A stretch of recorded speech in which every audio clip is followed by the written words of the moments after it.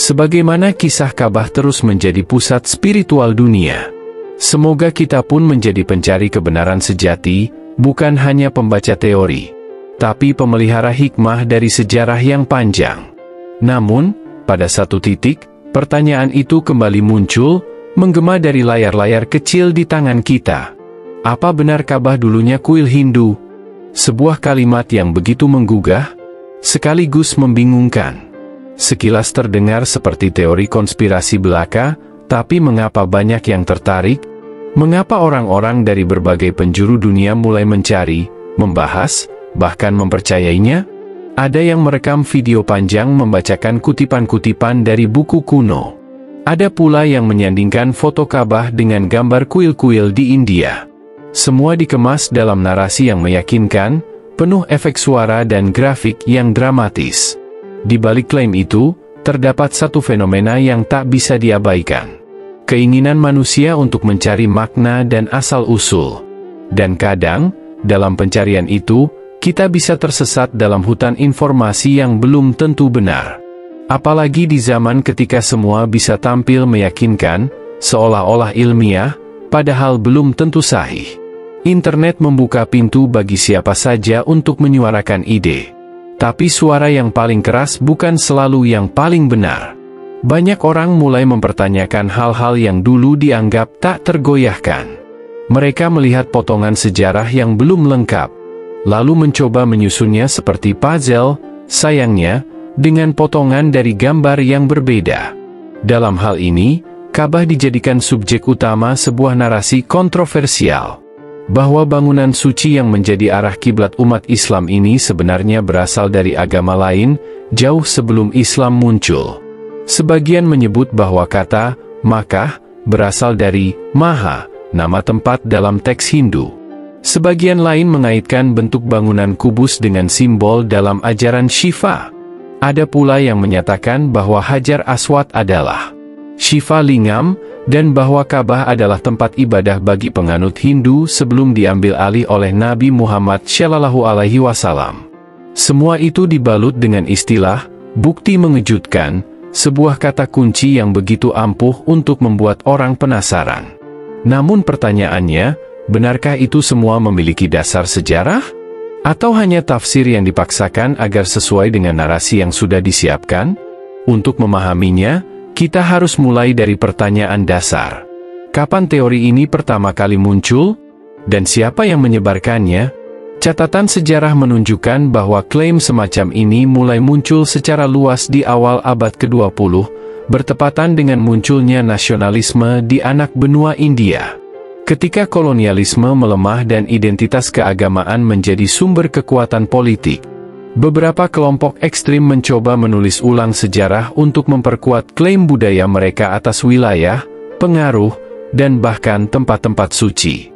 Salah satu strategi yang digunakan adalah dengan menarik garis antara peradaban mereka dan simbol-simbol penting dari agama lain. Dalam konteks ini, Ka'bah menjadi sasaran narasi, terutama karena posisinya yang sangat sentral dalam Islam. Buku-buku seperti Was Ka'bah A Hindu Temple dan Hindu Claims on Arabia mulai menyebar di kalangan terbatas. Ditulis oleh penulis independen, bukan sejarawan akademik, buku-buku ini cenderung mengandalkan asosiasi visual dan etimologi yang dipaksakan. Misalnya, menyamakan istilah Ka'bah dengan Garbhagriha, bagian terdalam dari kuil Hindu, atau menyatakan bahwa kiswah adalah selendang ritual India. Padahal tidak ada bukti langsung yang mendukung klaim tersebut, baik dari sisi arkeologi, linguistik, maupun catatan sejarah primer.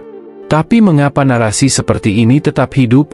Karena ia bukan hanya soal sejarah. Ia menyentuh emosi. Ia mengklaim telah mengungkap sesuatu yang selama ini disembunyikan. Ia membuat pembaca merasa seolah-olah mereka menemukan kebenaran rahasia yang tak diketahui orang lain. Dan manusia, pada dasarnya, menyukai rasa eksklusif semacam itu. Sayangnya, daya tarik klaim mengejutkan seringkali mengalahkan suara pelan dari fakta yang kompleks. Disinilah tantangan besar muncul. Bagaimana membedakan antara klaim yang dibuat untuk sensasi dan sejarah yang dibangun melalui penelitian panjang dan menyeluruh? Bagaimana kita bisa membedakan antara jejak peradaban yang sah dengan asumsi yang dibentuk hanya karena kemiripan bentuk atau nama? Banyak dari kita tak punya waktu untuk meneliti arsip kuno, membaca ratusan halaman literatur sejarah, atau memahami seluk-beluk arkeologi. Kita hidup di era yang serba cepat, dan dalam kecepatan itu, keraguan bisa tumbuh lebih cepat dari keyakinan. Maka disinilah pentingnya episode ini, untuk mengajak berhenti sejenak, merenung, dan menyusun ulang pertanyaan. Bukan untuk menolak pertanyaan itu mentah-mentah, tetapi untuk menempatkannya dalam konteks yang lebih adil dan mendalam. Sebab sejarah bukan hanya tentang apa yang terjadi, tetapi juga siapa yang menulisnya, untuk siapa, dan mengapa. Dan Ka'bah, sebagai simbol yang telah melewati ribuan tahun peradaban, tak bisa dipahami hanya lewat potongan gambar atau asumsi-asumsi fonetik. Ia adalah bagian dari warisan spiritual yang sangat kompleks, yang butuh pendekatan ilmiah sekaligus kebijaksanaan hati untuk benar-benar memahami. Selanjutnya, kita akan menyusuri bagaimana konflik awal dari narasi ini muncul dan berkembang, bukan di padang pasir Makkah, tapi di meja-meja penulis yang mungkin tak pernah menginjakan kaki di Arab. Bukan di padang pasir Makkah, melainkan di meja-meja penulis yang mungkin tak pernah menginjakan kaki di Arab. Disitulah benih konflik awal ini mulai tumbuh. Di sanalah sebuah narasi dibentuk, bukan dari penggalian arkeologi atau lisan masyarakat lokal, melainkan dari tafsir bebas terhadap simbol-simbol, istilah, dan kemiripan budaya yang kadang tipis, tapi dipaksakan menjadi sebuah kebenaran baru. Pada awal abad ke-20, saat Inggris masih menjajah India, identitas Hindu dan Muslim mulai mengalami polarisasi tajam. Di tengah kebangkitan nasionalisme, upaya mengkonstruksi ulang kejayaan masa lalu menjadi strategi yang populer. Dalam upaya menegaskan warisan dan superioritas budaya, muncul dorongan untuk merebut kembali simbol-simbol besar dunia. Dan Ka'bah, simbol sakral umat Islam, tidak luput dari narasi semacam itu. Ada pihak-pihak tertentu yang mencoba meyakinkan bahwa bangunan itu dulunya adalah bagian dari peradaban Hindu kuno. Bukan karena mereka memiliki bukti otentik, tapi karena kebutuhan untuk menciptakan mitos pendukung bagi identitas mereka sendiri. Muncullah buku-buku yang ditulis secara independen, seperti karya Pandit Dharmveer, yang menyatakan bahwa Ka'bah adalah Tejo Mahalaya, tempat ibadah untuk Dewa Shiva. Buku ini, dan sejenisnya, tidak dipublikasikan melalui lembaga akademik, tidak melewati proses peer review, dan banyak menggunakan kutipan-kutipan yang belum diverifikasi. Mereka menggunakan metode asosiasi visual, menyandingkan foto Ka'bah dengan kuil di India, lalu menunjukkan kesamaan bentuk arsitektur, ornamen, atau arah ritual. Bahkan Hajar Aswad pun disebut-sebut sebagai representasi dari Shiva Lingam, tanpa mengindahkan konteks budaya dan makna spiritual yang sangat berbeda antara keduanya. Masalahnya, narasi-narasi ini tidak tinggal diam di sudut perpustakaan kecil. Ia menyebar ke pamflet, selebaran, forum daring, hingga kanal-kanal YouTube masa kini. Seolah-olah ini adalah rahasia besar yang selama ini disembunyikan dari dunia. Sebuah penemuan yang dikabarkan, dilarang dibahas, oleh arus utama. Padahal, dalam dunia akademik, tidak ada larangan berdiskusi, yang ada adalah tuntutan untuk membuktikan setiap klaim secara ilmiah dan bertanggung jawab. Konflik makin menjadi ketika narasi ini disebarkan ke ruang-ruang publik dengan intensitas tinggi. Sekelompok orang menyebarkan teori ini ke komunitas internasional, menyasar mereka yang belum pernah mempelajari sejarah Islam atau sejarah Arab. Klaim yang dikemas dengan istilah-istilah Sanskerta, dikombinasikan dengan potongan video visual yang dramatis, membuatnya terlihat meyakinkan bagi mereka yang tidak punya landasan sejarah kuat. Ada pula upaya untuk mencari jejak dewa-dewi Hindu di Arab sebelum Islam. Nama-nama seperti Maha, Shambhala, atau Siva disebut-sebut pernah ada di wilayah Hijaz. Mereka mengambil fragmen-fragmen dari kitab Purana, Veda, maupun prasasti India Selatan, lalu menghubungkannya dengan tradisi Arab pra-Islam. Tetapi, yang tak disebut adalah bahwa Arab pra-Islam memang memiliki sistem kepercayaan politeistik sendiri, yang tidak ada hubungannya dengan ajaran Hindu. Di masa itu, masyarakat Quraisy menyembah berhala seperti Hubal, Al-Lat, Al-Uzza, dan Manat, dewa-dewi lokal yang tidak memiliki padanan dengan konsep dewa dalam mitologi Hindu. Namun narasi konflik ini tidak hanya soal isi, tetapi juga soal emosi. Klaim-klaim semacam ini sering disebar dengan nada tantangan, seolah-olah ingin memprovokasi reaksi umat Islam. Mereka mengatakan, kalau kalian berani, bantah ini. Tapi bantahan ilmiah pun seringkali tidak cukup, karena mereka tidak bermain dalam wilayah logika ilmiah. Mereka bermain di wilayah emosi, wilayah kebanggaan, identitas, dan luka sejarah. Konflik ini kemudian meluas, tidak hanya di India dan dunia Islam, tapi juga di Barat. Ketika media global meliput perdebatan ini, banyak yang gagal menangkap konteks historis dan budaya yang rumit. Judul-judul berita yang bombastis seperti, "Is the Kaaba a reclaimed Hindu shrine?" muncul hanya demi klik, tanpa mendalami dampak sosial dan spiritual dari pernyataan semacam itu. Kegaduhan ini berimbas pada cara masyarakat awam melihat sejarah. Banyak yang mulai meragukan warisan mereka sendiri karena melihat narasi yang terlihat ilmiah, padahal sebenarnya sangat selektif dan menyesatkan. Sebaliknya, banyak pula yang merespons secara emosional, menolak diskusi sama sekali, bahkan sebelum membaca atau meneliti. Inilah konflik awal dari sebuah narasi. Bukan pertempuran fisik, tapi pertempuran persepsi. Sebuah pertarungan antara kebenaran ilmiah dan narasi alternatif yang dirancang untuk membentuk opini, bukan untuk menyampaikan fakta. Disinilah letak bahayanya. Sebab ketika narasi yang menyesatkan dibiarkan tumbuh tanpa ditantang oleh pengetahuan, maka ia bisa menjadi kebenaran semu yang dipercaya oleh generasi baru. Dan bila itu terjadi, kita tak hanya kehilangan sejarah, tapi juga kehilangan arah.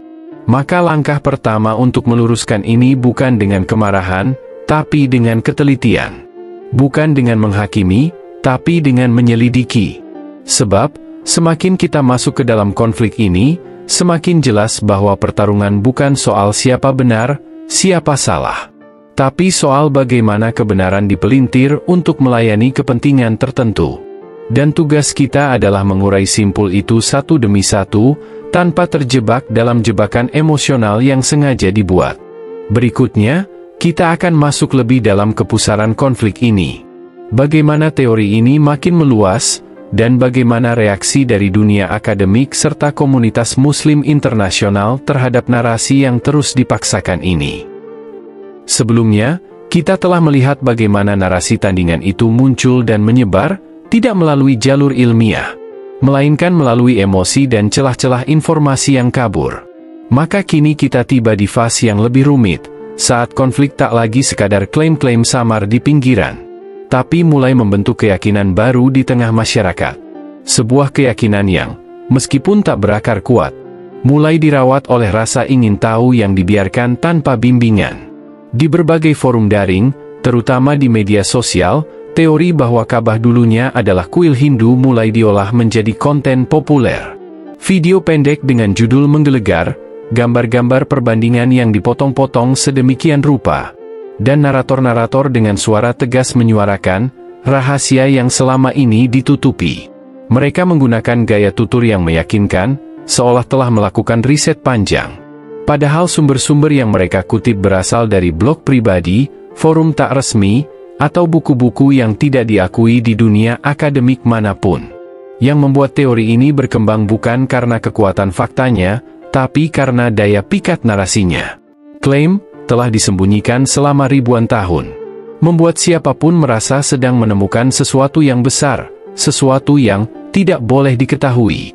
Ini menciptakan ilusi eksklusivitas, seolah mereka yang mempercayai teori ini adalah kelompok istimewa yang berhasil membuka tabir yang selama ini terkunci rapat.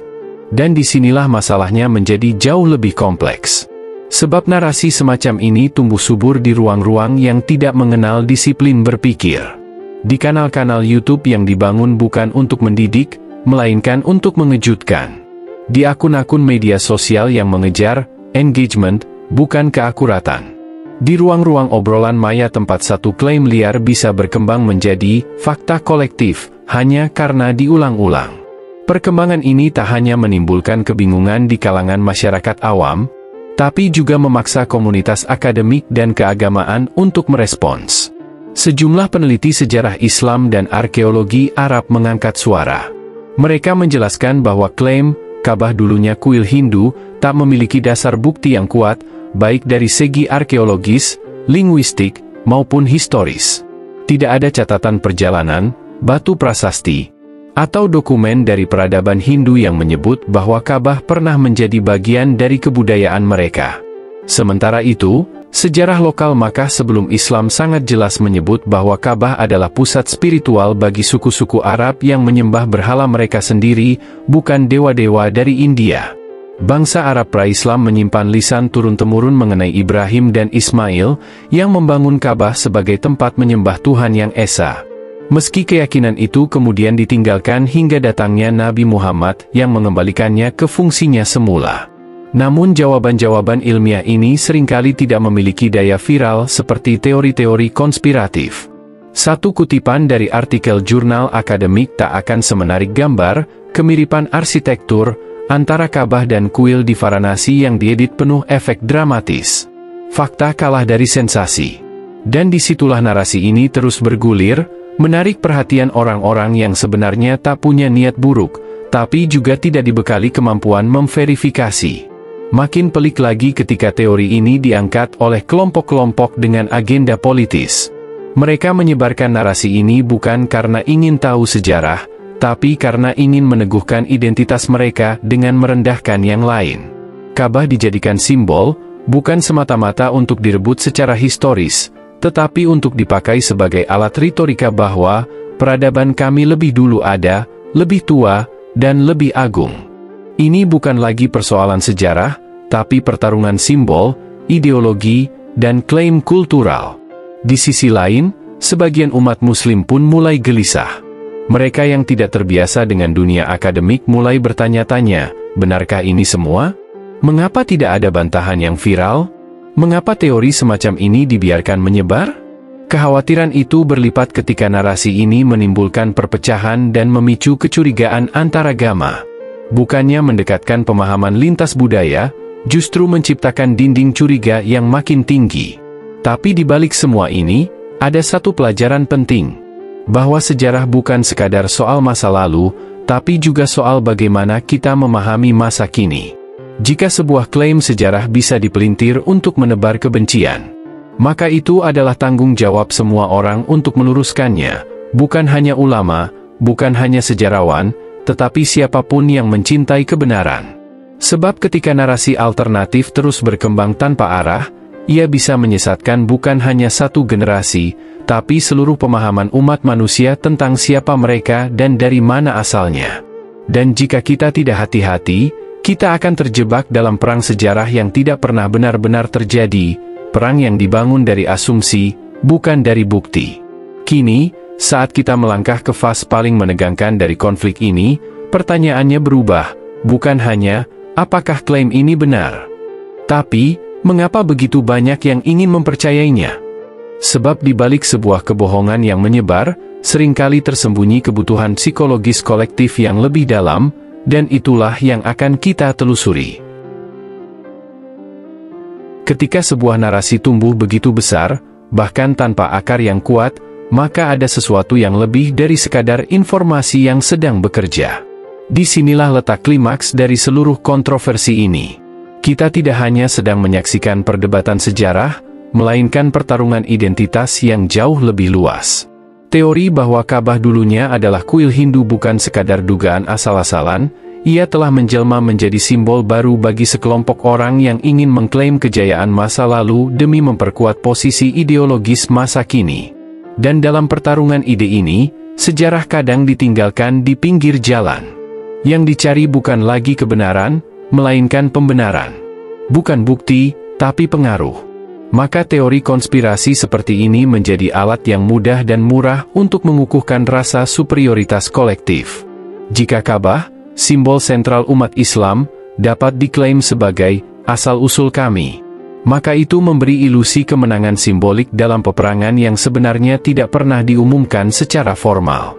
Peperangan dalam wacana, dalam pengaruh, dalam pengendalian narasi global. Di tengah derasnya arus informasi, muncullah fenomena-fenomena baru. Buku-buku dengan judul sensasional bermunculan di toko-toko daring, ditulis oleh penulis tanpa latar belakang arkeologi atau sejarah Timur Tengah, namun laris dibeli karena menghadirkan rasa ingin tahu bercampur sentimen. Podcast-podcast populer mengangkat topik ini dengan gaya santai, mengundang tamu yang tidak memiliki otoritas ilmiah namun mampu berbicara dengan percaya diri. Beberapa dari mereka bahkan mengakui di akhir sesi bahwa ini hanya asumsi pribadi, tapi kerusakan sudah terjadi. Pendengar yang tidak jeli menangkap peringatan tersebut sudah terlanjur menerima semuanya sebagai fakta alternatif. Klimaks dari konflik ini terjadi ketika narasi yang semula hidup di ruang digital mulai menembus ruang nyata. Diskusi-diskusi publik memanas. Seminar-seminar lintas agama yang biasanya berlangsung damai mulai diwarnai pertanyaan-pertanyaan menyudutkan. Ada sekolah-sekolah yang membahas teori ini tanpa panduan literasi sejarah yang benar. Bahkan sebagian remaja mulai menyuarakan keyakinan bahwa kita telah ditipu sejarah, tanpa benar-benar tahu dari mana dan bagaimana sejarah ditulis. Di saat yang bersamaan, komunitas akademik pun mulai terpecah.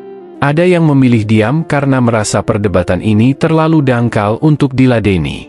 Namun ada pula yang merasa perlu angkat bicara demi menjaga nalar publik. Sejumlah makalah akademik, jurnal internasional, dan diskusi panel mulai bermunculan sebagai respon.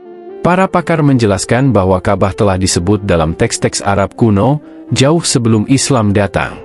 Mereka mengurai bukti arkeologis, kronologis, dan linguistik, yang secara ilmiah menolak kemungkinan bahwa Ka'bah pernah menjadi bagian dari tradisi Hindu. Ka'bah terletak di tengah gurun Hijaz, jauh dari jejak kebudayaan Hindu kuno yang berkembang di sekitar anak benua India. Tidak ada jalur dagang, tidak ada catatan kuno yang menyebut hubungan spiritual antara wilayah India dengan Makkah dalam konteks ritual. Klaim adanya tulisan Sanskrit di sekitar Ka'bah pun terbukti palsu atau salah tafsir. Foto-foto yang dijadikan bukti hanyalah hasil editan digital atau batu-batu tua dengan ukiran yang tidak pernah diverifikasi oleh ahli epigrafi. Namun yang paling mengkhawatirkan bukanlah keberadaan teori itu sendiri, melainkan cara masyarakat menerimanya. Ketika publik mulai kehilangan kemampuan untuk memilah mana wacana yang valid dan mana yang sekadar sensasional, saat itulah semua narasi, tak peduli benar atau salah, punya peluang yang sama untuk dipercaya. Disinilah pentingnya pendidikan sejarah, bukan sebagai hafalan tanggal dan tokoh, tapi sebagai kemampuan berpikir kritis, merumuskan bukti, dan memahami konteks masa lalu. Sayangnya, di era digital, yang paling keras seringkali terdengar paling benar. Yang paling banyak dibagikan dianggap paling valid. Maka meskipun para akademisi telah menyusun bantahan ilmiah dengan penuh kehati-hatian, namun pesan mereka nyaris tenggelam oleh gemuruh narasi viral yang menyederhanakan dunia menjadi hitam dan putih. Ini milik kita, itu milik mereka, kita yang lebih dulu ada, mereka yang mencuri. Slogan-slogan semacam ini jauh lebih mudah dipahami ketimbang argumen yang memerlukan perenungan dan pembuktian. Di puncak konflik ini, kita menyaksikan bagaimana sejarah bisa disulap menjadi alat politisasi. Sebagian orang bukan lagi ingin tahu apa yang benar-benar terjadi, tetapi ingin membuat sejarah sesuai dengan yang mereka harapkan terjadi. Dan ini adalah ancaman terbesar bagi siapapun yang mencintai kebenaran, sebab ketika masa lalu bisa dipalsukan semudah itu, maka masa depan akan dibangun di atas fondasi yang rapuh. Maka pertanyaannya kini berubah lagi. Jika klaim bahwa Ka'bah dulunya kuil Hindu tidak memiliki bukti kuat, lalu mengapa ia terus hidup? Siapa yang berkepentingan menjaganya tetap ada? Dan bagaimana seharusnya kita merespon, bukan dengan kemarahan, tapi dengan pengetahuan? Jawaban atas itu semua akan mulai terurai, ketika kita mencoba melihat bukan hanya sisi konflik, tapi juga harapan. Bukan hanya siapa yang salah, Tapi bagaimana kita belajar dari kekacauan ini agar tidak mengulang kesalahan yang sama? Karena pada akhirnya, sejarah bukan milik satu kelompok. Ia adalah warisan umat manusia yang harus dijaga bersama, bukan diperebutkan untuk kepentingan sesaat. Dalam kesadaran inilah kita mulai menelusuri ulang jejak-jejak yang sebelumnya kabur oleh kabut klaim dan narasi yang tumpang tindih. Ketika semua kebisingan mulai mereda, dan hiruk-pikuk debat di media sosial perlahan melemah, satu pertanyaan penting tetap berdiri di tengah semua keraguan. Apa sebenarnya yang dicari manusia dari masa lalu? Sebagian mungkin berharap menemukan akar jati diri. Sebagian lain mencari alasan untuk merasa lebih unggul. Tapi ada pula yang diam-diam hanya ingin merasakan bahwa dunia ini tidak bergerak tanpa makna. Dalam pencarian itu, simbol-simbol besar seperti Ka'bah menjadi titik pusat tarik-menarik makna. Sebuah bangunan yang berdiri teguh di tengah gurun, di kota yang bahkan dalam sejarahnya yang paling awal pun, telah menjadi tempat ziarah dan pengingat bahwa hidup manusia lebih besar dari sekadar ruang dan waktu. Ka'bah bukan sekadar struktur batu hitam berbentuk kubus. Ia telah hidup dalam ingatan kolektif sebagai poros spiritual bagi jutaan orang, dari generasi ke generasi. Ribuan tahun sebelum istilah Islam dikenal dunia, Ka'bah telah menjadi titik temu berbagai kabilah dan kepercayaan. Namun menyederhanakannya hanya sebagai bekas kuil, berarti mengabaikan kompleksitas sejarahnya yang panjang. Mekah bukan India, bahasa Arab bukan Sanskrit, dan Ka'bah, dari segala bentuk dan fungsinya, tidak menunjukkan arsitektur ataupun simbol-simbol ritual yang identik dengan kuil Hindu. Tentu ada kemungkinan bahwa pengaruh lintas budaya pernah hadir. Itu wajar. Dunia tidak pernah statis. Pedagang, pelaut, pengelana, dan bahkan pengungsi telah bolak-balik melintasi Jazirah Arab dan Asia Selatan selama ribuan tahun. Tapi pengaruh tidak sama dengan asal-usul. Menemukan kesamaan bentuk tidak serta-merta berarti ada keterkaitan spiritual. Dan menyimpulkan dari foto atau simbol tanpa metodologi ilmiah hanya akan menciptakan ilusi pengetahuan. Ketika para arkeolog berbicara, mereka tidak menggunakan keyakinan sebagai landasan. Mereka menggali, meneliti, menguji karbon, membandingkan referensi, dan menyusun hipotesis berdasarkan temuan nyata. Hingga kini, tidak satu pun dari mereka yang menemukan bukti bahwa Ka'bah pernah berfungsi sebagai kuil Hindu. Bahkan teks-teks Hindu kuno, seperti Rig Veda atau Upanishad, tidak menyebutkan tempat suci di Arab sebagai bagian dari tradisi spiritual mereka. Maka jika narasi ini terus diangkat, kita patut bertanya, untuk apa? Mungkin yang lebih penting dari asal-usul bangunan adalah fungsi spiritual yang ia berikan hari ini. Ka'bah, dalam konteks Islam, bukan sekadar tempat ibadah. Ia adalah lambang tauhid, kesatuan Tuhan, pusat arah bagi umat muslim ketika bersujud. Nilai ini yang membuatnya abadi. Bukan karena ia dulunya milik siapa, tetapi karena ia menjadi pengingat universal akan kerendahan manusia di hadapan Sang Pencipta. Ka'bah adalah simbol keterhubungan antara bumi dan langit, antara waktu yang fana dan keabadian yang melampaui logika manusia. Ironisnya, dalam mencoba merebut Ka'bah secara simbolik untuk satu kelompok, kita malah mereduksi maknanya. Seolah-olah bangunan ini hanya penting jika ia berasal dari kami. Padahal kekuatan Ka'bah justru ada dalam kemampuannya menjadi milik siapa saja yang datang dengan hati yang tunduk. Bukan milik ras, bukan milik bangsa, bukan milik etnik, tapi milik hati yang mencari arah.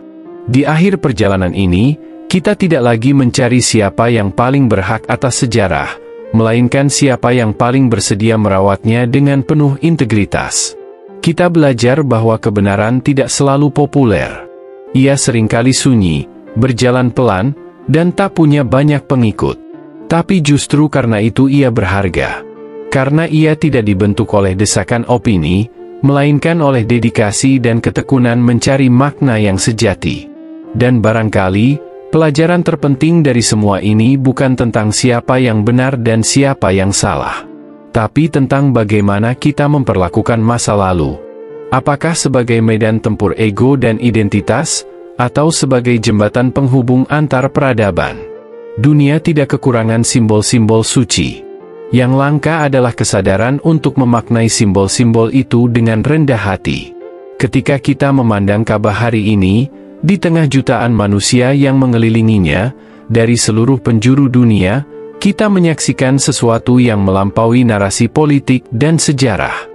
Kita melihat wajah-wajah yang menangis dalam diam, tangan-tangan yang terangkat dalam doa, dan langkah-langkah yang bergerak serempak dalam lingkaran spiritual. Tak satu pun dari mereka peduli apakah bangunan itu pernah menjadi milik siapa. Yang mereka pedulikan adalah, di tempat ini, mereka merasa lebih dekat kepadanya.